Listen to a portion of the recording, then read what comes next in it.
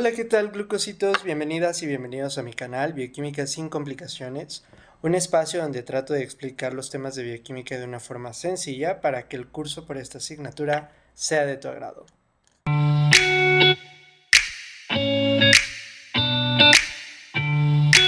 El día de hoy vamos a revisar el tema de agua. Habitualmente en los programas de estudio, cuando uno se mete a la bioquímica, pues es uno de los primeros temas que se revisa. La molécula de agua está constituida por dos átomos de hidrógeno y por un átomo de oxígeno, que habitualmente los representamos de la siguiente manera, como H2O, donde este 2 pues está representando que son dos átomos de hidrógeno, y bueno, aquí el oxígeno, al solo haber un átomo de oxígeno, no se pone ningún número, pero se sobreentiende que es uno nada más.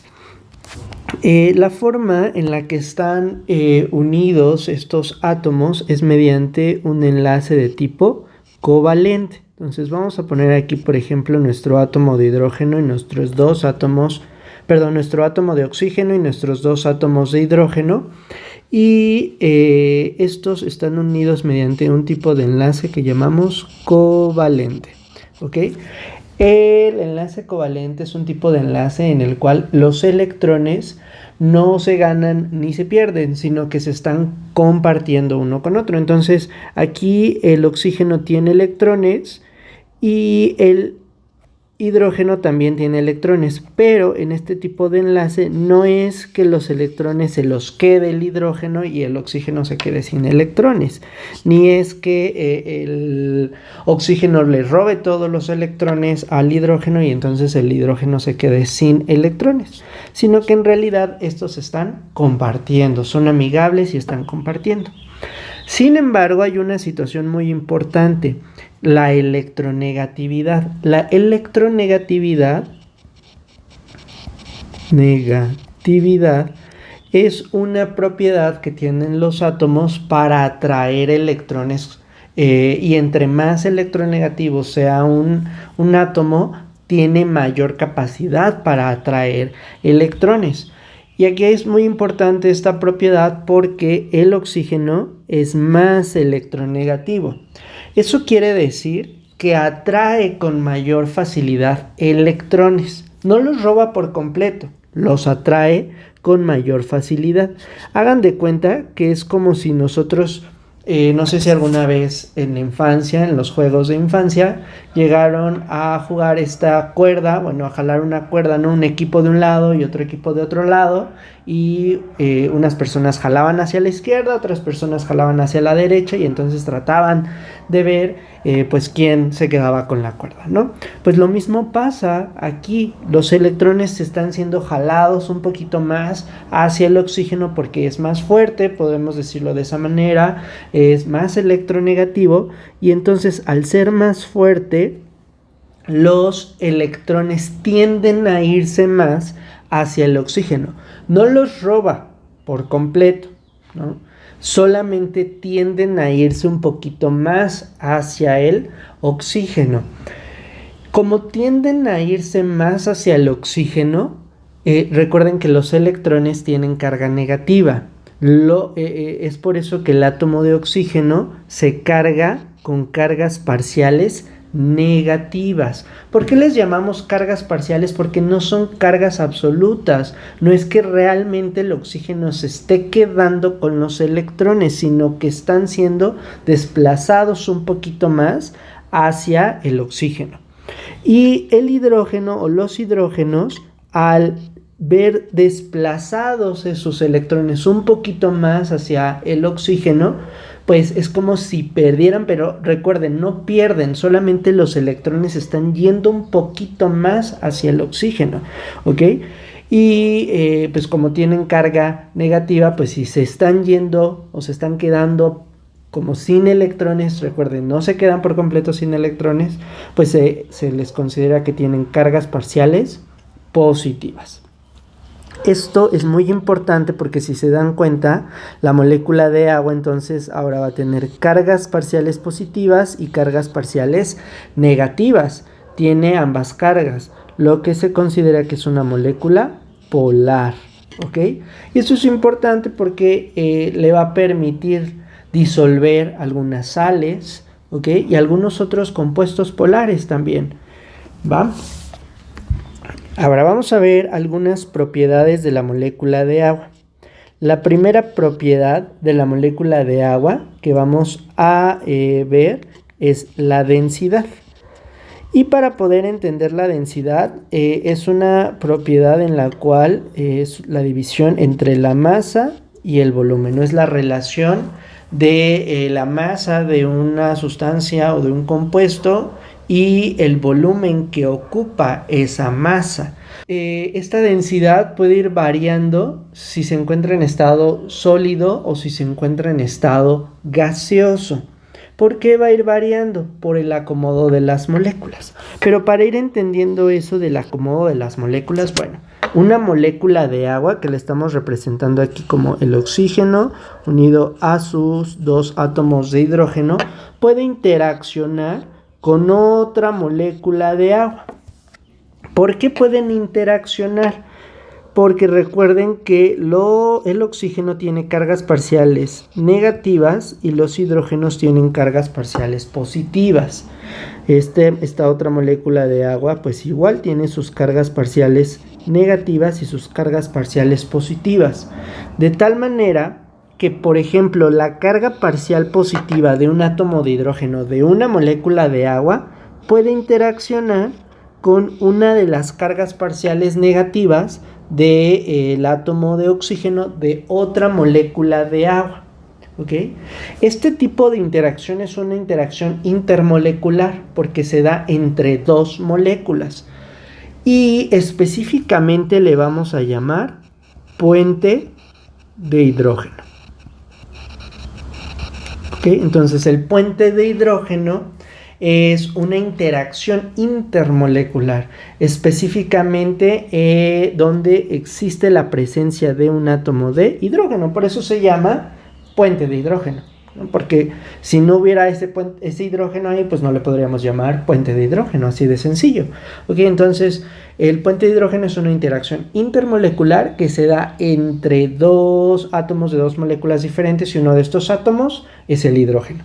Y está presente, o este tipo de interacción está presente en las moléculas de agua, ¿ok? Si se dan cuenta cuántas cargas parciales puede tener, o más bien tiene una molécula de agua, 4. Por lo tanto, una molécula de agua puede llegar a formar hasta 4 puentes de hidrógeno.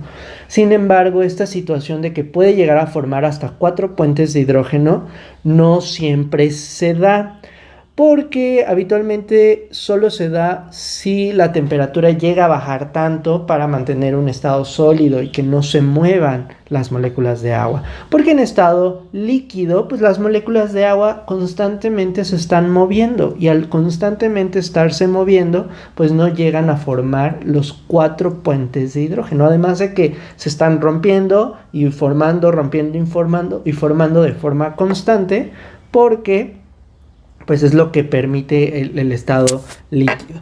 ¿Ok? Bueno, una vez entendido esto, pues vamos a regresarnos al punto de la densidad. Yo habitualmente vamos a ver, aquí tenemos un vasito, ¿no? Y hay agua, y si esa agua la calentamos, la ponemos, le aumentamos la temperatura, ¿qué va a pasar? Pues se va a empezar a evaporar alguna cantidad de agua. ¿Ok? Cuando nosotros aumentamos la energía cinética, al aumentar la temperatura, aumentamos la energía cinética, pues las moléculas de agua van a estar más separadas unas de otras porque se van a mover más. Entonces, si en estado líquido, vamos a ponerle así, en estado líquido, están más o menos así juntas, ¿no? Vamos a poner 1, 2, 3, 4, 5, 6, ¿ok? 6 moléculas de agua en estado líquido, pues más o menos juntas, interactúan unas con otras. Aumentamos la temperatura y en estado gaseoso, pues las moléculas al aumentar la energía cinética se empiezan a mover más y se empiezan a separar más. 1, 2, 3, 4, 5, vamos a poner otra acá. Siguen siendo las 6 mismas moléculas de agua, pero ahora se encuentran más separadas una de otra, ¿ok? ¿Por qué? ¿Y qué pasa con la densidad? Vamos a suponer que aquí estamos calculando, vamos a calcular la densidad. Vamos a poner un ejemplo. Son la masa, ¿ok? Son 6 moléculas, ¿ok? Entre una unidad que están ocupando va a ser de 6. Pero ¿qué pasa ahora? Aquí este es el volumen que están ocupando y estas son la cantidad, ¿no? La cantidad de moléculas de agua. ¿Qué pasa cuando aumentamos la energía cinética? Cuando aumentamos la energía cinética, vean, siguen siendo la misma cantidad de moléculas de agua. Entonces, si nosotros queremos calcular la densidad, la masa va a ser igual 6, siguen siendo las 6, pero ahora el volumen que están ocupando estas moléculas de agua, pues puede ser, yo le calculo que este cuadrito cabe aquí 1, 2, 3, 4, 5, 6 veces, ¿no? Unas 6 veces más. Entonces está ocupando un volumen 6 veces mayor al estado de líquido. Y 6 entre 6 da 1. ¿Qué pasa con la densidad de la molécula de agua en estado gaseoso? La densidad disminuye, ¿ok? La densidad en el estado gaseoso disminuye. Por esa razón, el vapor de agua se va yendo hacia arriba, ¿ok? Ahora, vamos a ver qué creen que pase en el estado sólido. En el estado sólido, pues disminuimos la temperatura. Al disminuir la temperatura, ¿qué creen que pase con la energía cinética? Efectivamente, disminuye la energía cinética y al disminuir la energía cinética, las moléculas se mueven menos y entonces podríamos esperar que las moléculas estén más juntitas, más pegadas unas con otras. Y vean aquí, 1, 2, 3, 4, 5, 6, siguen siendo las 6 moléculas y ahora ocupan un volumen muchísimo menor que este volumen que estaban ocupando en estado líquido. Por lo tanto, nosotros podríamos pensar que en estado sólido la densidad de la molécula de agua aumenta, ¿no? Pero si esto es real, ¿por qué entonces, por ejemplo, el hielo flota en el agua líquida? Porque en realidad, en el estado sólido, la densidad no aumenta, sino que también disminuye. Y ustedes dirán, chihuahuas, ¿cómo es que sucede esto? ¿Por qué disminuye? Porque las moléculas del agua en estado sólido se acomodan de tal manera que empiezan a formar, vamos a ponerlo aquí, vamos a poner un poquito más grande para que se vea, ok, mejor. Las moléculas de agua empiezan a formar huecos, ¿ok? Ok, vean, empiezan a formar estos huecos. Estos huecos tienen la forma de un hexágono y se les llama huecos hexagonales. Se empiezan a unir, pero al unirse empiezan a generar huecos. Y entonces al generar huecos ya no están tan juntas. Y en realidad el espacio o el volumen en el cual se distribuyen también aumenta por esta situación de que se van formando huecos, ¿ok? Por lo tanto, la densidad en el estado sólido también disminuye, ¿ok? Densidad. Va. Espero que hasta este momento no haya ninguna duda, pregunta, queja, frustración o alucinación. Y en dado caso de que exista, les pido por favor que me lo hagan saber en los comentarios. Bien, algunas otras propiedades que es importante que nosotros revisemos sobre la molécula de agua es el calor específico. El calor específico, calor es energía. Entonces, el calor específico hace referencia a la cantidad de energía medida habitualmente en calorías que se necesitan para aumentar 1 grado Celsius, 1 gramo de una molécula de agua. Y habitualmente el calor específico para la molécula de agua es 1 caloría por cada grado Celsius. Una caloría por cada grado Celsius por cada gramo de agua. A ver, esto un poquito más desglosado todavía. Ejemplo, si yo tengo 1 gramo de agua a una temperatura de 35 grados Celsius y quiero pasar ese mismo gramo de agua de 35 a 36 grados Celsius, para poder pasar de este gramo de 35 a 36 grados Celsius, yo voy a utilizar 1 caloría, porque es 1 caloría por cada grado que yo quiera aumentar la temperatura por cada gramo de agua. Ahora, si yo sigo teniendo 1 gramo de agua, pero quiero pasar de 35 grados a 40 grados Celsius, bueno, pues voy a utilizar 1 caloría de 35 a 36, otra de 36 a 37, otra de 37 a 38, otra de 38 a 39 y otra de 39 a 40, es decir, voy a utilizar 5 calorías, ¿no? Y tiene sentido porque es 1 caloría por cada grado. Si voy a aumentar 5 grados, pues voy a utilizar 5 calorías. Pero esto es solo porque estoy usando 1 gramo de agua. Vamos a complicarlo un poquito más. Si yo tengo 5 gramos de agua y esos 5 gramos de agua yo los quiero pasar de 35 grados Celsius a 40 grados Celsius. ¿Cómo le voy a hacer para pasar esos 5? Pues voy a emplear energía. ¿Cuánta energía? Yo utilizaría habitualmente 5 para pasar de 35 a 40, si estoy usando 1 gramo, ¿no? Entonces, aquí podría ser una regla de 3 muy sencilla. Por cada gramo que va a pasar de 35 a 40, voy a utilizar 5 calorías. Pero si yo voy a pasar 5 gramos, ¿no? Pues hay que multiplicar 5 por 5, 25. Entre 1 nos da 25. Entonces, 25 calorías yo voy a utilizar para pasar los 5 gramos de agua de 35 grados Celsius a 40 grados Celsius. Muy bien. Espero que hasta aquí no haya ninguna duda y en dado caso de que exista, háganmelo saber en los comentarios. Otra de las propiedades que es importante que nosotros revisemos es el calor y temperatura de vaporización y calor y temperatura de fusión. ¿Ok? Entonces vamos a empezar con el calor y temperatura de fusión. ¿Ok?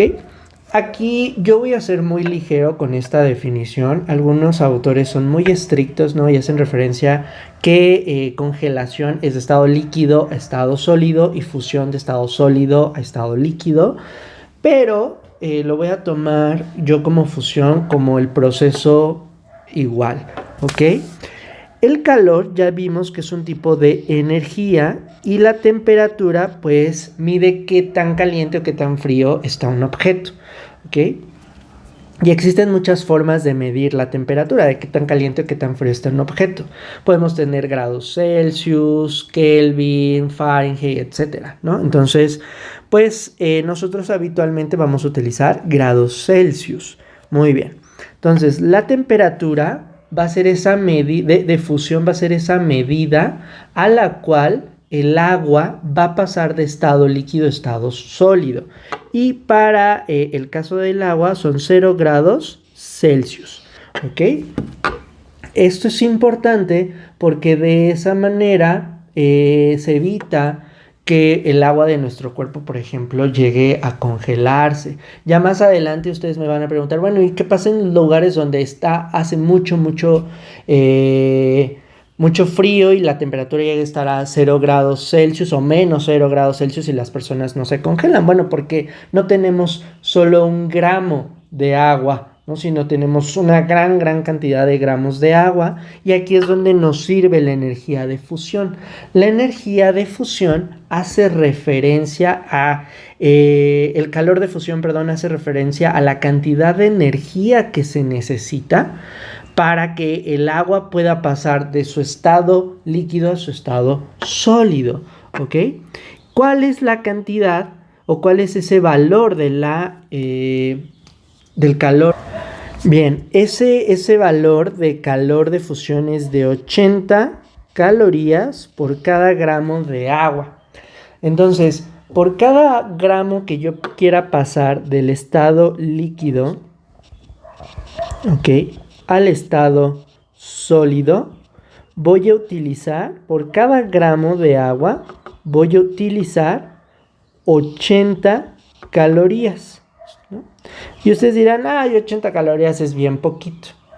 Sin embargo, nuestro cuerpo no tiene 1 gramo de agua, tiene muchísimos más gramos. Lo vamos a ver más adelante cuando revisemos el tema de líquidos corporales. Pero debido a esto, a la gran cantidad de agua que tenemos y por ende a la gran cantidad de energía que se necesitaría para que el agua pase de su estado líquido al estado sólido, pues es por eso que en bajas temperaturas no nos congelamos tan fácilmente. Pero puede suceder que nos congelemos, ¿no? Porque finalmente, si bien es una gran cantidad de energía, no es tantísima como, por ejemplo, el calor y la temperatura de evaporización. La temperatura de evaporización va a ser esa medida a la cual el agua se va a empezar a evaporar y es de 100 grados Celsius. Y el calor de evaporización es la cantidad de energía que se necesita para que el agua empiece a evaporarse. Y en el caso del agua, sí es de 540 calorías por gramo. Entonces, si se dan cuenta, es muchísimo mayor la cantidad de energía que se necesita. Entonces, muy, muy difícil hacer que toda el agua de nuestro cuerpo se evaporice de forma rápida, porque se necesita en realidad una gran cantidad de energía, ¿ok? Y finalmente, para terminar esta parte de algunas propiedades de la molécula de agua, vamos a ver la famosa tensión superficial. Para poder entender qué es la tensión superficial, es importante esquematizar moléculas de agua que se encuentran contenidas en un recipiente, en un vaso, en el hueco del lago, etc., ¿no? Esas moléculas están contenidas en ese recipiente. Y las moléculas de agua contenidas en ese recipiente son muy amigas, les gusta estar muy pegaditas unas de otras.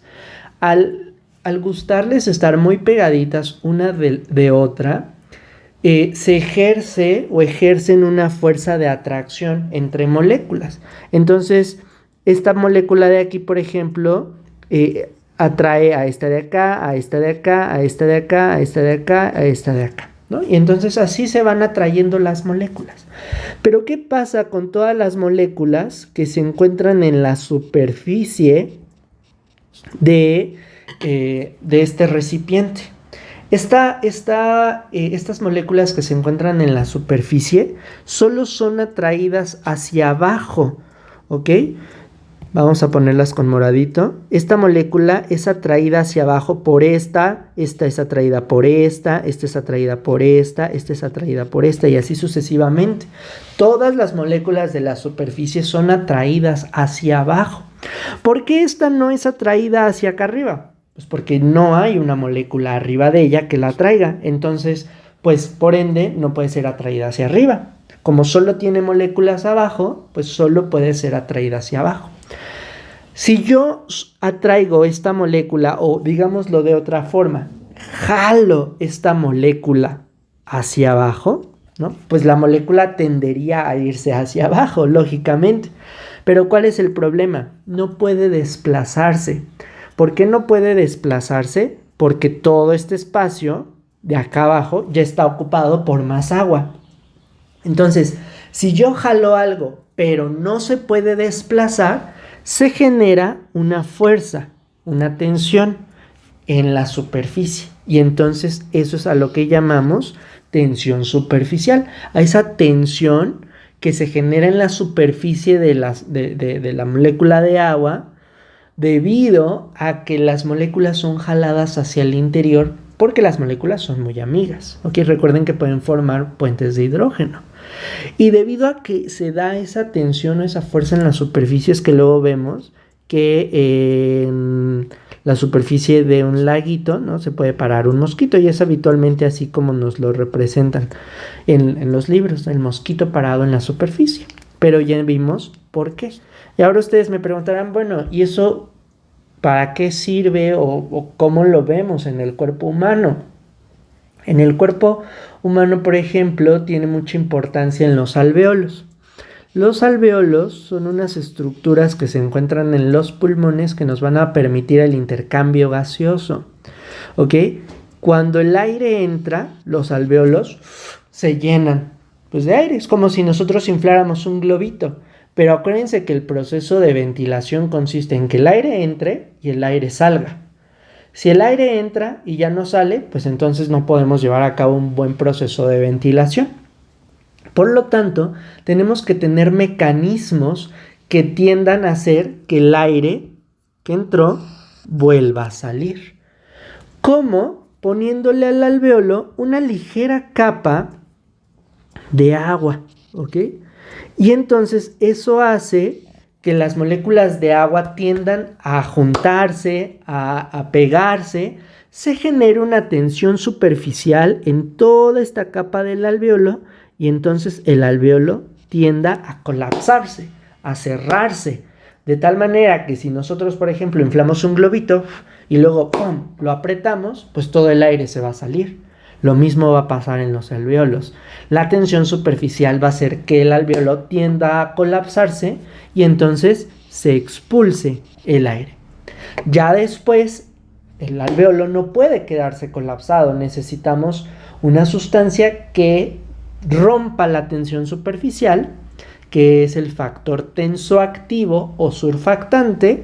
Aquí vamos a ponerle factor tensoactivo o surfactante, y entonces la tensión superficial se rompe, el alvéolo deja de colapsarse y entra nuevamente aire. Y esto es un ciclo que se está repitiendo y eso permite la ventilación. Muy bien, espero que hasta aquí no haya ninguna duda, pregunta, queja, frustración o alucinación. Dado que exista, me lo pueden hacer saber en los comentarios. Nos vemos en la próxima.